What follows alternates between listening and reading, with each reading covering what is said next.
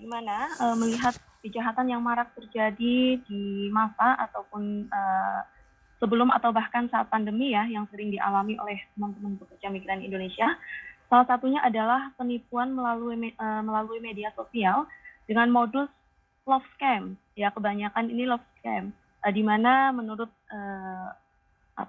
data yang saya peroleh itu kerugian materi pada tahun 2020 sampai 2021 itu mencapai ratusan juta rupiah. Nah, pada umumnya yang menjadi korban itu adalah pekerja migran Indonesia perempuan berusia separuh baya dan berstatus lajang. Namun ada juga yang sudah berkeluarga ya, terkena love scam. Nah, bukan hanya love scam, tapi masih banyak jenis penipuan online lainnya yang harus kita ketahui. Dan jika pun ada teman-teman pekerja migran Indonesia, khususnya di Hong Kong, yang menjadi korban dari penipuan online ini, kemana kita harus melapor untuk mendapatkan perlindungan. Baik, langsung saja tanpa berlama-lama, kami persilahkan Bapak Agung Wahyudi selaku Konsul Kepolisian KJRI Hong Kong untuk menyampaikan materi seputar tema yang kita angkat pada malam hari ini. Silakan Pak Agung. Baik, terima kasih Mbak Ratih. Assalamualaikum warahmatullahi wabarakatuh. Waalaikumsalam warahmatullahi wabarakatuh. Yang saya hormati Pak Kiai Samsul Arifin di Malang. Apa kabar Pak Kiai? Alhamdulillah, pangestu Pak Agung. Semoga sehat walafiat. Sami-sami Pak Kiai. Ini mohon izin saya waktunya sedikit berbagi pada teman-teman yang ada di Hong Kong, Singapura maupun Taiwan. Dan mungkin juga ada teman-teman di Indonesia, sedikit mudah-mudahan bisa menjadi bekal Pak Kiai. Baik, teman-teman pekerja migran yang ada di Hong Kong, Singapura maupun Taiwan, serta yang ada di Indonesia, saya akan sedikit memberikan materi tentang penipuan online ya, yang memang marak akhir-akhir ini. Di Hong Kong sendiri, seperti yang disampaikan oleh Mbak Ratih tadi, meskipun kami secara berulang-ulang menyampaikan materi ini, baik secara online maupun offline, maupun kunjungan-kunjungan ke komunitas-komunitas tanggap hukum yang ada di PMI Hong Kong, tetap saja korban masih ada. Memang kami di KJRI dan beberapa komunitas PMI yang sangat peduli dengan isu ini, secara terus-menerus dengan berbagai platform, menyampaikan terus pesan-pesan ini agar tidak banyak korban yang menjadi target kriminal pada penipuan ini. Baik, dulur sekalian yang ada di Hong Kong, Singapura maupun Taiwan. Jadi sebelum saya bicara pada tindak pidana yang tadi disebutkan Mbak Ratih, sedikit saya akan coba berbagi bagaimana sih sebenarnya karakteristik daripada tindak pidana online atau bahasa ini cyber mungkin ya, online. Jadi teman-teman, biasanya yang paling mudah untuk menandai apakah itu penipuan atau online atau bukan, itu biasanya pelaku itu menggunakan nama palsu, identitas palsu, atau kita sebut dengan anonimitasnya sangat tinggi. Ya, mereka sangat pandai menyembunyikan data dirinya sendiri. Mereka menggunakan data orang lain maupun data orang-orang public figure untuk mengelabui para korbannya. Yang kedua karakteristiknya adalah bahwa penipuan ini itu sangat borderless. Artinya bisa melampaui antar negara. Bisa jadi penipu ada di Indonesia, korbannya ada di Hong Kong. Bisa jadi penipunya ada di Singapura, korbannya ada di Taiwan, dan sebaliknya. Nah, ini salah satu karakteristiknya. Karakteristik yang lain adalah tindak pidana ini sebenarnya tidak mudah untuk ditangkap atau diungkap. Harus melibatkan namanya digital forensik, karena memang medianya adalah media-media yang sangat canggih, tentang online, komputer, tidak secara langsung. Jadi ini diperlukan keahlian khusus untuk mengungkap daripada penipuan ini. Nah, karakteristik yang lain yang sangat juga mudah sebenarnya ditandai apakah ini transaksi yang benar atau penipuan, Salah satunya adalah apabila itu adalah transaksi online, biasanya pelaku itu menawarkan barang dengan harga yang sangat-sangat murah, jauh di bawah harga standar. Mereka mengemasnya atau menjualnya dengan foto-foto yang menarik, dengan video-video yang menarik, yang membuat mungkin pemirsa atau viewer itu sangat tertarik karena barangnya bagus dengan harga yang murah. Dan selanjutnya biasanya mereka, para pelaku tersebut, berkeinginan untuk mengarahkan korban itu melakukan transaksi secara cepat. Segera transfer, jangan tunggu lama-lama, nanti tidak ada lagi kesempatan ini. Nah, itu salah satu karakteristik. Jadi teman-teman, apabila ada transaksi online yang mengharuskan kita untuk segera melakukan pembayaran, tidak ada waktu untuk berpikir ulang atau bisa besok-besok. Nah, itu adalah salah satu karakteristik. Hindari transaksi-transaksi seperti itu. Nah, yang selanjutnya adalah tindak pidana ini dilakukan secara berkelompok, terorganisir. Jadi ada yang berperan sebagai pengirim berita, nanti ada yang berperan sebagai petugas, misalkan pengiriman, atau nanti ada juga petugas pajak. Biasanya mereka berbagi peran, makanya mereka melakukan tindak pidana ini secara berkelompok. Karakteristik selanjutnya adalah mereka biasanya kalau ini transaksi itu tidak mau diajak secara COD. Ya, secara COD mereka tidak mau. Atau menggunakan rekening bersama. Ya, itu salah satu cirinya. Nah, nanti dari rekening tersebut biasanya itu setelah berhasil menipu korban, rekening tersebut akan dipecah ke beberapa rekening-rekening kecil. Dan jumlahnya tidak terlalu besar supaya tidak mudah untuk diidentifikasi oleh petugas.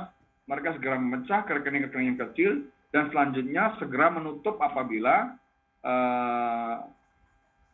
uang tersebut sudah ditransfer. Memang modal mereka memang salah satunya adalah sebanyak-banyaknya membuka rekening, ya. Mereka sebanyak-banyaknya membuka rekening untuk penampungan. Selanjutnya karakteristik yang bisa kita lihat adalah mereka biasanya menggunakan, apabila ini transaksinya menggunakan web, ya, mereka menggunakan web hosting gratisan, ya, web hosting gratisan seperti misalkan blogspot.com, wordpress.com dan sebagainya. Ya, web hosting gratisan ini banyak digunakan, ya, banyak digunakan. Itu adalah beberapa karakteristik daripada tindak pidana online ini.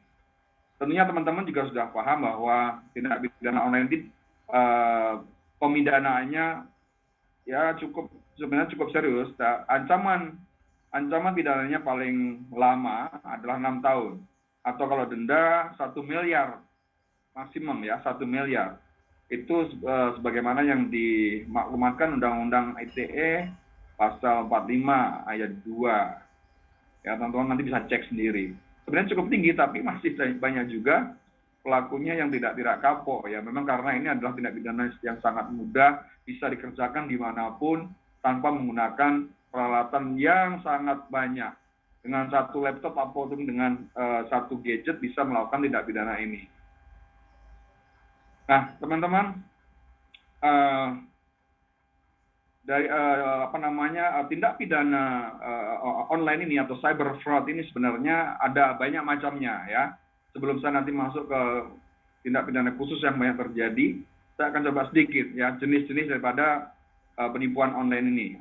Yang pertama, teman-teman, mereka jenisnya adalah web fraud, ya. Web fraud ini biasanya menggunakan web yang palsu, ya, web palsu. Mereka sengaja membangun web palsu untuk mengarahkan korbannya melakukan clicking atau melakukan klik di beberapa link yang nanti mengarahkan korban itu masuk kepada jerat penipuan. Ya, mereka biasanya menggunakan media website, mungkin mereka bisa aja website yang murah, ya. Mereka menggunakan itu dengan cara phishing website atau fake website. Cloud phishing ini mereka biasanya menyelipkan link-link atau yang bisa diklik dan juga website tadi yang saya sampaikan.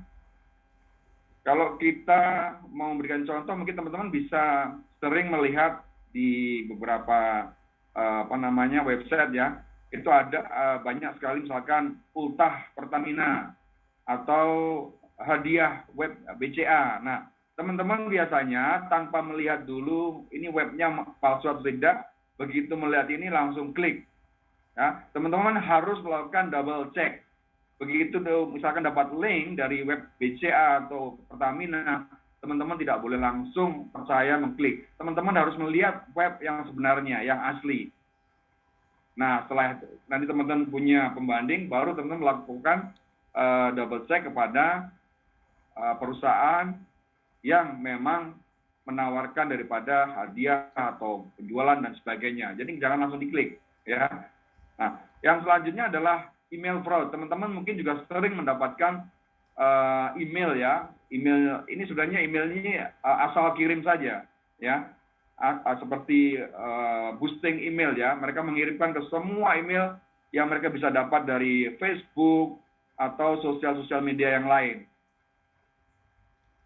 Nah, teman-teman disarankan apabila menerima email-email seperti ini, teman-teman jangan langsung membukanya. Ya, teman-teman harus sempatkan waktu sejenak untuk melakukan penelitian atau membacanya, untuk memikirkannya. Jangan langsung percaya dengan isinya. Ya, lihat pelan-pelan siapa pengirimnya dan sebagainya. Apabila teman-teman tidak mengharapkan datangnya email itu, ya segera delete saja. Jangan lakukan hal yang lain. Ya, nah biasanya email yang datang ini adalah berupa dapat undian berhadiah, terus dapat warisan perang, terus tawaran kerjasama bisnis investasi dan lain sebagainya. Nah, teman-teman ketika mendapatkan email dari seorang yang tidak Anda kenal hal seperti itu, hati-hati dan lakukan double check. Ya, apabila diperintahkan untuk mengklik suatu link, jangan lakukan. Ya, yang berikutnya mereka juga bisa membajak email kita, teman-teman. Ya, hati-hati, jangan meninggalkan email secara terbuka ketika kita menutup laptop misalkan, ya, atau kita menggunakan gadget kita, jangan biasakan terbuka. Apabila teman-teman sudah tidak menggunakan email, segera sign out. Ya, segera sign out. Apalagi kalau teman-teman misalkan Bluetooth-nya terbuka. Itu akan memudahkan orang lain untuk masuk membajak email kita.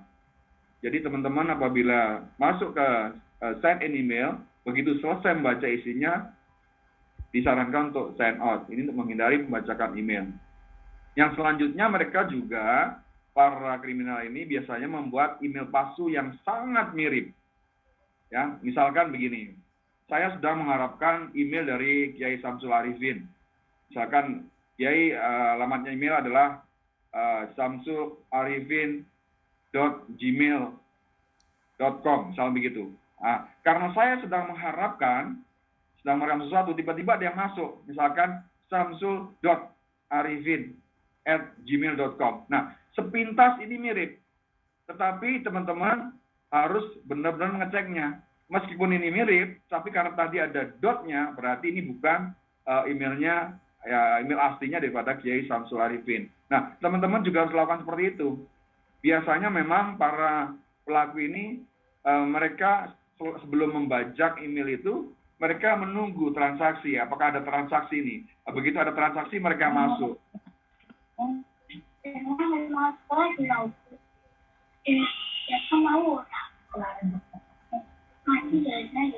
Ya, selanjutnya adalah penipuan melalui panggilan atau call fraud, telepon. Ini juga sering, teman-teman, ya, sering terjadi. Ya, medianya biasanya menggunakan telepon atau VoIP. VoIP itu adalah Voice over Internet Protocol, atau voice call dari aplikasi, misalkan WA call, Instagram call, dan sebagainya. Modus operandinya biasanya yang sering digunakan, ya, mereka kebanyakan menggunakan nomor asing dari negara lain. Ya, mereka menggunakan nomor asing atau nomor dari negara lain. Selanjutnya melakukan komunikasinya via telepon. Biasanya pelaku mengaku-ngaku pejabat, kerabat, atau dari petugas yang mengabarkan tentang musibah atau kegembiraan. Misalkan anak kecelakaan atau keluarga itu mendapatkan undian dan sebagainya. Mereka biasanya mengaku-ngaku seperti itu.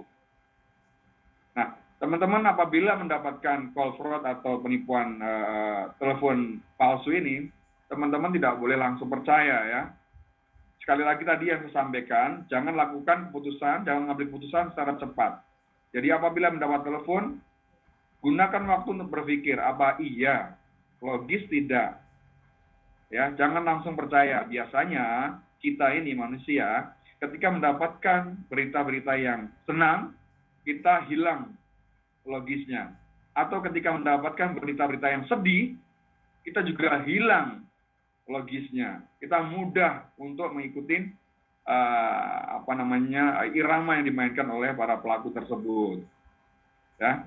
Selanjutnya teman-teman yang masuk dalam jenis penipuan lainnya adalah texting fraud. Texting fraud ini sangat banyak, ya sangat banyak. Medianya adalah bisa berupa SMS atau aplikasi pertemanan, ya banyak sekali.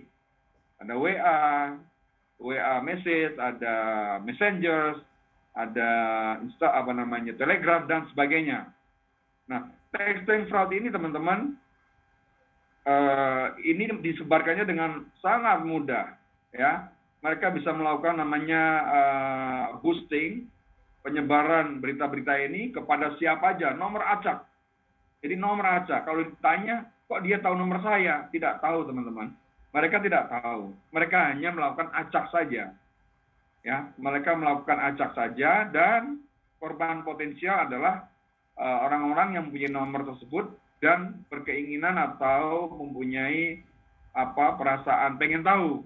Nah, itu biasanya potensial menjadi korban. Tapi kalau kita melupakan aja atau mengacuhkan aja atau langsung mendelete-nya, kita malah lebih aman. Ya. Lebih aman. Jadi modus operandinya mereka sama tadi, menggunakan nomor telepon asing dari negara lain. Biasanya mereka menggunakan narasi bermacam-macam. Sama seperti tadi telepon, mereka bisa saja menggunakan narasi undian berhadiah, salah transfer pulsa, ya, atau mengaku kerabat yang ganti nomor. Nah, ini saya pun pernah mendapat SMS seperti ini. Tiba-tiba ada saudara jauh saya tiba-tiba mengaku, Mas Agung apa kabar, katanya. Sudah lama nggak ketemu, katanya. Setelah saya telusurin, ternyata memang bukan saudara saya. Selanjutnya yang bersangkutan langsung menutup pembicaraannya. Jadi saya tidak mengharapkan teman-teman apabila ada hal seperti itu, teman-teman mengejarnya. Lebih baik teman-teman matikan saja, delete atau block, daripada teman-teman nanti tidak bisa mengandalkan komunikasi. Biasanya memang mereka sangat terlatih, mereka mudah untuk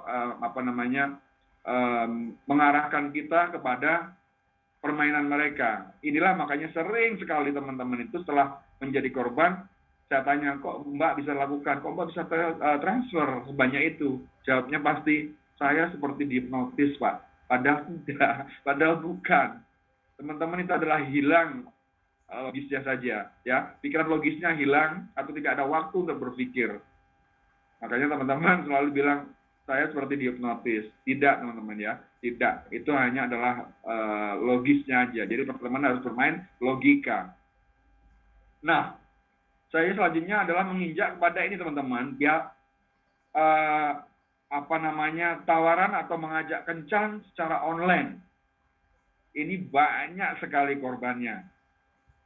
Terutama teman-teman yang jauh dari rumah. Seperti teman-teman yang di Hong Kong, di Macau, mungkin di Taiwan, dan juga mungkin di Singapura. Kami memahami bahwa tinggal berjauhan dari keluarga ataupun orang terdekat itu menimbulkan rasa kesepian. Nah, perasaan kesepian ini teman-teman digunakan oleh beberapa oknum orang jahat untuk melakukan tipu-tipunya.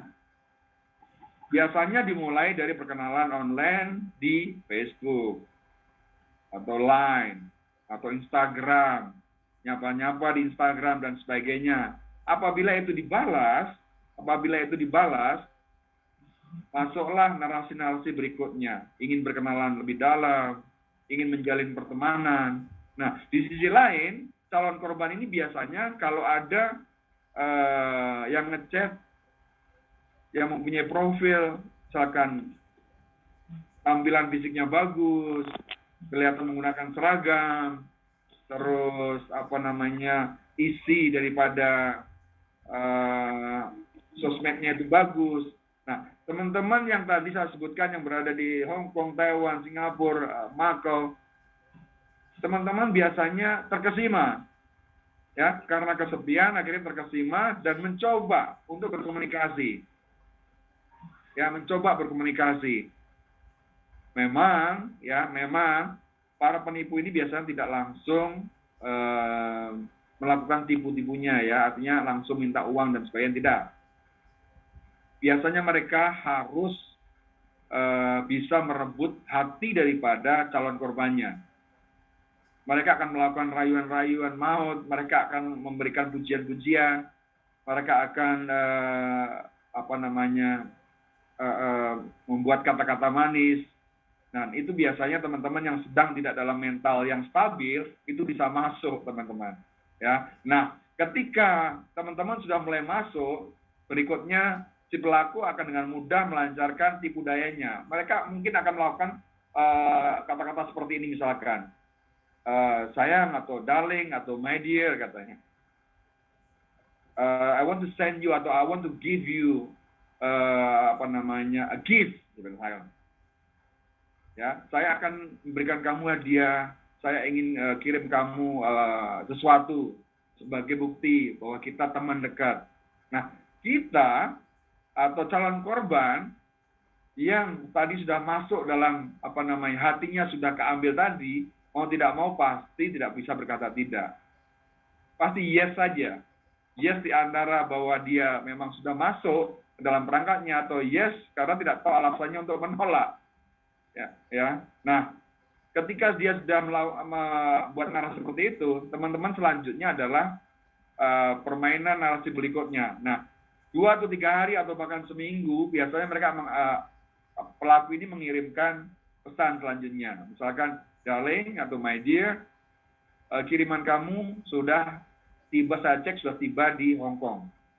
Nanti akan ada petugas mungkin dari pengiriman, jasa pengiriman, atau dari bea cukai yang akan menghubungi kamu untuk proses pengambilan. Nah, proses selanjutnya adalah sindikat yang lain, anggota sindikat yang lain berperan sebagai orang yang ada di Hong Kong. Ya, orang yang ada di Hong Kong menghubungi calon korbannya dengan WA atau dengan SMS. Kira-kira mungkin seperti ini ya WA-nya. Bapak, misalkan Ibu Nur, paket Anda sudah tiba di Hong Kong. Silakan untuk pengambilan, hubungi petugas namanya B, nomor teleponnya ini. Nah, berikutnya ketika kita mendapatkan seperti itu, otomatis kita akan menghubungi. Kita akan menghubungi nomor yang dimaksud. Ketika nomor dihubungi, pasti akan ada jawaban. Oh iya, Bang, Anda sudah ada sampai di sini. Silakan diambil. Tetapi untuk pengambilan ini Anda harus membayar 1.000 atau misalkan 2.000 atau 500. Ini adalah pancingan, teman-teman. Pancingan bahwa Anda sudah mulai masuk ke perangkapnya dan mau melakukan transfer. Nah, ketika sudah ditransfer 500 misalkan, memang jumlahnya kecil, tetapi ini adalah pancingan awal untuk meyakinkan bahwa Anda sudah mulai masuk kepada narasi daripada pelaku.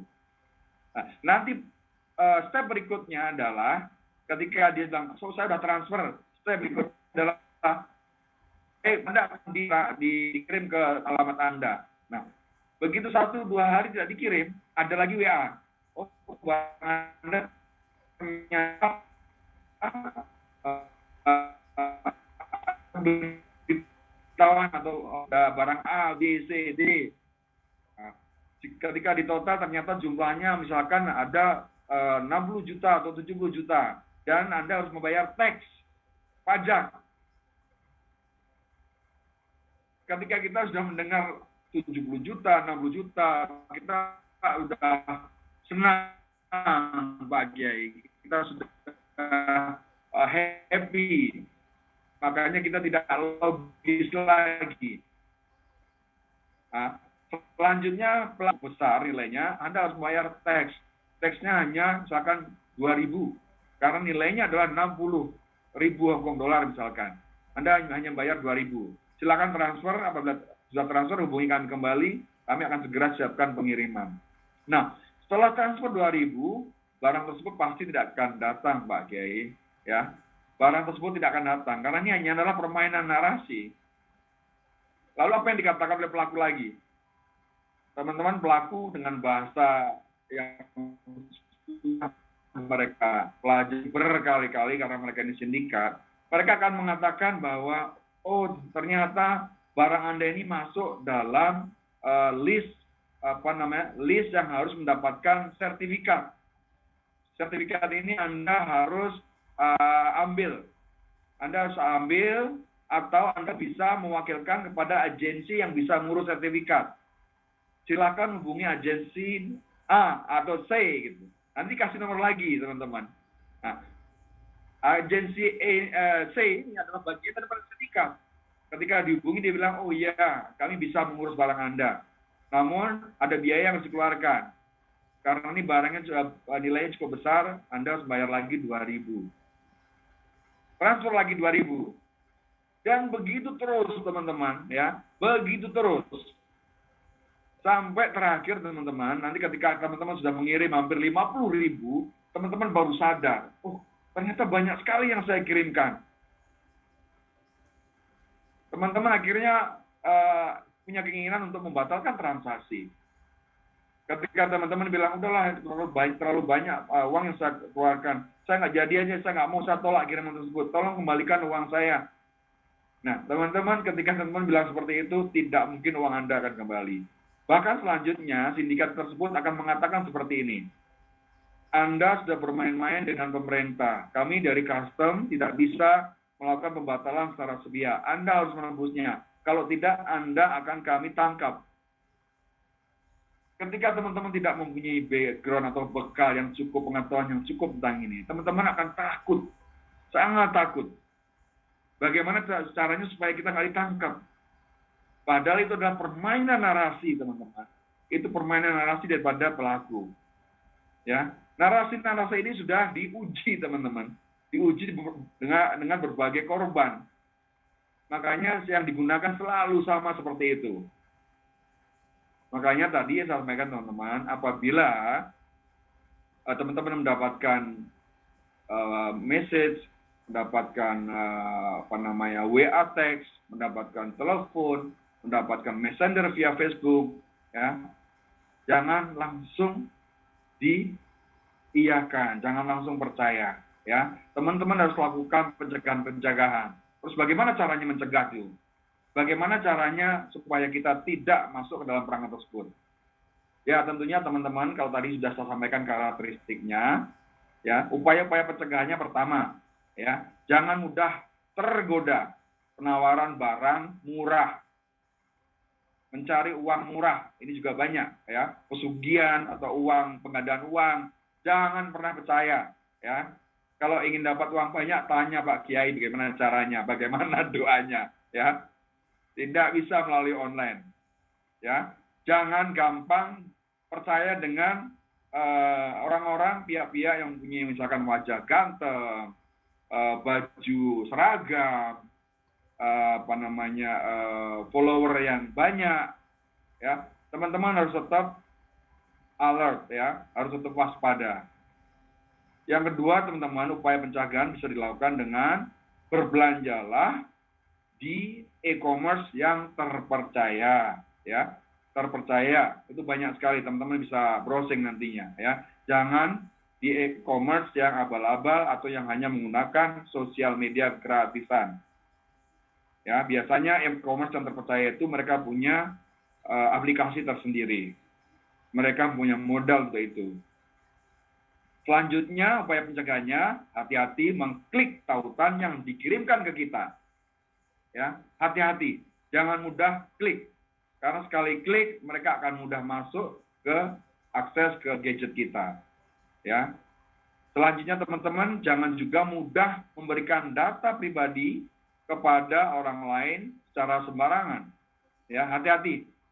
Apapun modusnya ketika orang lain yang tidak Anda percaya meminta data pribadi Anda harus waspada. Ini untuk apa? Tanyakan terus berkali-kali. Apabila Anda terpaksa memberikan data Anda itu, Anda sudah punya komitmen atau perjanjian. Ya, misalkan apabila data ini disalahgunakan, Anda akan mengajukan tuntutan dan sebagainya. Itu harus ada perjanjian apabila teman-teman memberikan data pribadi secara sukarela. Harus ada perjanjian. Ya. Yang selanjutnya teman-teman jangan melakukan install aplikasi secara sembarangan atau dari sumber yang tidak jelas. Ya, misalkan teman-teman dapatkan link aplikasi A melalui boosting SMS atau WhatsApp message. Nah, teman-teman jangan langsung juga klik atau install, ya. Kalau teman-teman tidak memerlukan, lebih baik delete atau lupakan saja, ya. Karena itu bisa menjadi pintu masuk kepada tindak pidana atau kejahatan-kejahatan berikutnya. Selanjutnya upaya pencegahannya, jangan lupa teman-teman harus cek legalitas daripada badan usaha apabila kita menerima penawaran investasi.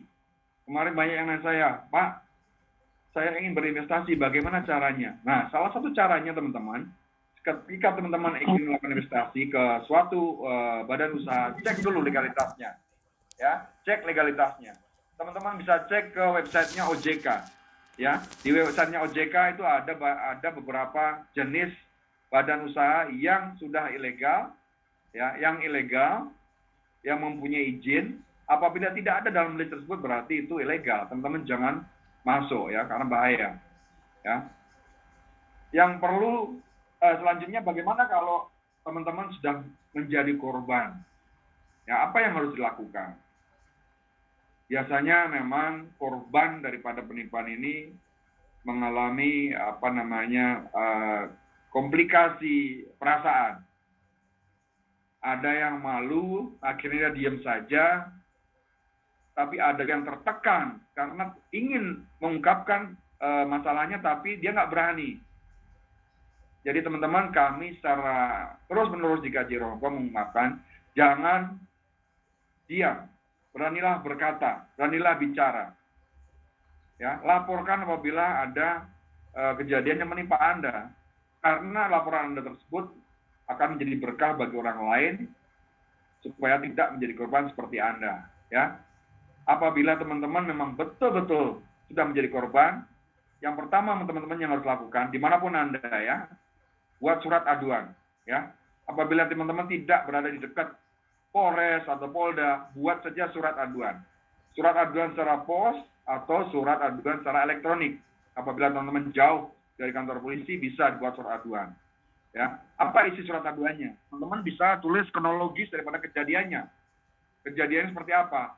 Apa kejadiannya? Siapa pelakunya? Di mana terjadinya? Kapan terjadi? Dan bagaimana prosesnya, kronologisnya? Jangan lupa memasukkan identitas daripada pelapor maupun pelaku yang dicurigai menjadi pelaku. Memang tadi saya sampaikan bahwa pelaku itu biasanya menggunakan nama yang tidak asli. Tidak apa-apa, itu tugas polisi nanti yang untuk menindaklanjutin. Tulis saja sosmednya apa, akunnya apa, ya, akunnya apa, nomor teleponnya digunakan berapa, tulis saja dalam laporan tersebut. Selanjutnya tugas polisi untuk menindaklanjuti. Ya, jangan lupa juga lampirkan bukti-bukti tercetak. Biasanya teman-teman kan melakukan transaksi ini dengan transfer. Nah, itu akan membantu polisi untuk mempermudah pelacakannya. Setiap transfer, simpan bukti transfernya. Nah, nanti ketika teman-teman ingin buat surat pengaduan atau buat laporan langsung, bawa ya, bahwa cetak bukti foto atau screenshot, ya, fotokopi bukti transfer, chat-chat yang pernah dilakukan dengan pelaku, dan mungkin juga bisa melakukan print rekening. Karena biasanya rekening teman-teman itu apabila di print atau namanya rekening koran ya, itu ada mutasi. Itu bisa dilihat kemana saja uang itu keluar. Ya, setelah teman-teman mengumpulkan semuanya, teman-teman juga bisa datang langsung ke Polres terdekat, Polda terdekat, atau bahkan Mabes apabila itu dekat dengan rumah Anda. Ya, nanti petugas juga akan meminta tanda semua bukti-bukti yang teman-teman bawa. Dan jangan lupa ketika teman-teman meninggalkan kantor polisi, tentunya teman-teman juga harus meminta tanda bukti pengaduan atau laporan yang sudah disampaikan. Terus bagaimana dengan teman-teman yang di luar negeri? Nah, ini pertanyaannya yang sering juga menimpa teman-teman di Hong Kong. Jadi teman-teman yang ada di luar negeri sebenarnya bisa juga mengakses langsung ke websitenya Barreskrim Polri di patroli siber, patrolisiber.go.id. Teman-teman bisa masuk ke sana, berikan informasi, klik saja dilaporkan. Nah, nanti teman-teman bisa mengisi semuanya, kronologis maupun identitasnya, dan selanjutnya petugas nanti akan menghubungi. Namun apabila teman-teman merasa agak susah, datang saja ke perwakilan terdekat, nanti akan dibantu pelaporannya ke Jakarta atau ke Indonesia. Kami di perwakilan secara reguler juga menerima laporan seperti ini, dan kami coba bantu meneruskan laporannya ke Indonesia. Apabila semua bukti-buktinya disimpan dengan baik, saya rasa penipuan secara online ini sangat mudah untuk di-trace, sangat mudah untuk diselesaikan. Ya, mari teman-teman, pesan terakhir dari saya, apabila teman-teman mengalami kejadian seperti ini, jangan takut, segera lapor. Ya, segera lapor. Ya, segera lapor. Dan teman-teman juga tidak perlu malu untuk mengungkapkan apa yang terjadi, karena ini juga saya sampaikan tadi, mungkin laporan Anda tidak akan mengembalikan uang Anda, tapi laporan Anda paling tidak mencegah kejadian tersebut terulang kepada orang lain. Saya kira itu aja Mbak Ratih, Pak Kiai, sedikit share dari saya. Monggo silakan apabila ada pertanyaan. Apabila tidak ada waktunya silakan chat saya, chat langsung ke WA saya di nomor 52944184. Saya ulangi 529 ya, oke, pelan ya. 52 plus 852 itu Hong Kong ya. Plus 852 5294 4184. Silakan chat saya apabila ingin konsultasi dan sebagainya. Atau silakan kunjungi Facebook atau inbox KJRI Hong Kong, atau Instagram KJRI Hong Kong, atau juga Instagram Konsul Polri Hong Kong. Itu saja teman-teman, Pak Kiai dan seluruh viewer atau peserta Zoom meeting malam ini, sedikit berbagi dari saya. Silahkan apabila ada pertanyaan. Terima kasih. Baik, terima kasih Pak Agung. Demikian tadi ya penyampaian materi dari Pak Agung Wahyudi. Semoga apa yang disampaikan oleh Pak Agung dapat dipahami oleh teman-teman ya. Terkait ya itulah kecanggihan teknologi dan internet ya, membawa berbagai manfaat bagi manusia. Dengan mudahnya menjalin pertemanan melalui dunia maya, dan karena kemudahan inilah ternyata juga dimanfaatkan oleh orang-orang yang tak bertanggung jawab untuk menarik keuntungan pribadi dan melakukan tindak kejahatan. Dan juga seperti tadi yang sudah disampaikan oleh Pak Agung, ternyata banyak sekali ya karakteristik atau ciri-ciri dari penipuan online. Nah, jadi mungkin itu aja ya Pak ya, karena sudah malam, saya rasa tidak ada sesi tanya jawab. Mungkin bisa kita mengadakan acara seperti ini lagi di lain waktu, tentunya di siang hari ya Pak ya. Biar, oke. Baik, saya rasa itu saja. Terima kasih Pak Agung. Tetaplah jadi pekerja migran Indonesia itu harus selalu waspada. Jangan mudah percaya, jangan mudah diperdaya, agar tidak kehilangan harta, keluarga, dan cinta tentunya ya Pak ya. Masya Allah. Baik, terima kasih sekali lagi untuk Pak Agung dan Ustaz Syamsul Arifin atas waktu dan sharing ilmunya. Semoga kita dapat berjumpa lagi di lain waktu dengan kegiatan yang tentunya membawa Ya. Insya Allah Pak Agung. Mudah-mudahan Insya Allah. Romo segera buka. Monggo silakan datang. Banyak. Amin. Banyak jemaahnya di sini. Iya. Baik, makasih Mbak Rati. Nggih, sami-sami Pak, nggih.